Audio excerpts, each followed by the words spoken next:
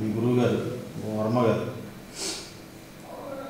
అంటే ఆయన చేసిన సినిమాలు మన ఇండస్ట్రీలో ల్యాండ్ మార్క్. అంటే ఇప్పుడు శివ అనేది 25 years దాటేసిన సినిమా.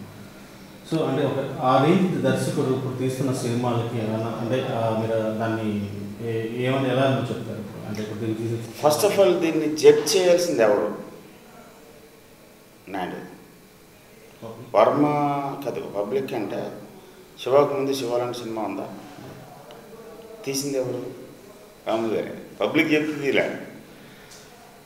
అలాగే సర్కార్ కానీ, సర్కార్ రాజు కానీ, నాట్య లవ్ స్టోరీ కానీ, ఆయన తీసిన అనామరస్ ఫిలిమ్స్ కానీ, మెయిన్ కానీ, ఆయన వెనకాల ఫాలో అవుతున్న మెయిన్ కానీ, ఆయన ఎప్పుడూ కూడా ఒక విచిత్రమైన ఇన్స్టింక్ట్ను, ఒక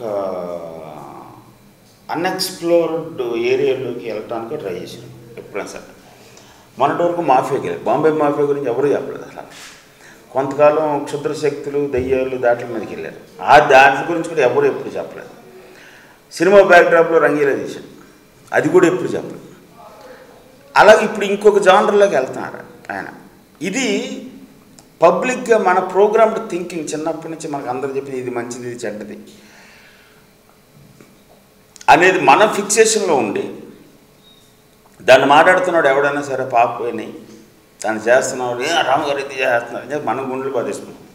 ఫస్ట్ ఆఫ్ ఆల్ మీరు గుండెలు బాదుకోవాల్సిన అవసరం లేదు, మీరు బాధపడద్దు. మనం చెప్తే ఆయన డైరెక్టర్ అవ్వలేదు, మనం చెప్తే మనం సోకాల్డ్ క్లాసిక్స్ అనుకున్న సినిమాలు ఆయన తీయలేదు. సో మీ ఎక్స్పెక్టేషన్ ఆయన మీద రుద్దకండి. ఒక ఫ్రీ సోల్ ఫ్రీగా ఏదో పని చేస్తుంది, అందులోంచి ఏదో అవుట్కమ్ వస్తుంది, ఏదో ఎతుకుతున్నాడు ఆయన. సో అది ఆయన ఎతకనేవాడు. అవుట్కమ్ వచ్చిన తర్వాత మనకి ఇప్పుడు నచ్చకపోవచ్చు, ఒక 2 ఏళ్ల తర్వాత అర్థం అవ్వచ్చు, లేదా 2 ఏళ్ల తర్వాత కూడా అంతే చెత్త కింద ఉండొచ్చు. నా ఫీలింగ్ మనం ఎదగాలి, ఆయన అర్థం చేసుకోవాలంటే, ఆయన సినిమాలు చూడాలంటే. నేను ఓన్లీ కోరుకునే రిక్వెస్ట్ ఏంటంటే తొందరపడి బ్రాండ్ వేయద్దు, వదిలేండి. మీకు నచ్చకపోతే రాళ్ళేసేది ఇమ్మీడియట్గా, లేదా మీ ఎక్స్పెక్టేషన్ తగ్గ మీరు చేసాడు ఆయన. 25 ఏళ్ళు బట్టి మనకు కావాల్సిన సినిమాలన్నీ చేసాడు.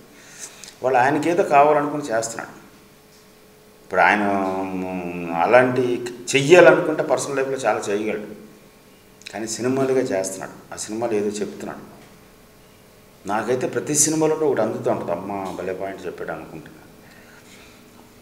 మీకు వీలైతే చేతనైతే దాన్ని వెతకండి, దొరుకుతుంది.